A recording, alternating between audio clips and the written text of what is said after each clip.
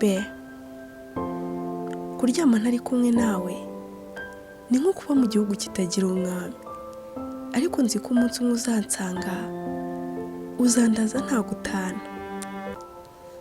Nzakomeza kumva umubavu wawe iruhande rwanjye, nzakomeza kumva ijwi ryawe ryiza mbere yo gusinzira. Nzumva unkoraho unyegera, nta mbere izongera kumenyera. Nzakanguka kenshi nitegereza urukundo.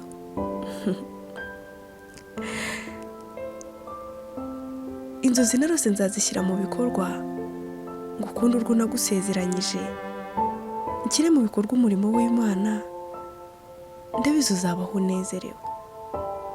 Urukundo rwanjye, ndabizi uba urananiwe, ariko mbaye kure yawe nari kugukorera akamasaje mbere yo gusinzira, ariko byibuze umva iyi mesaje.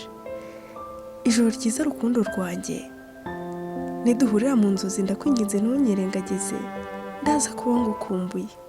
Be, ndagukunda.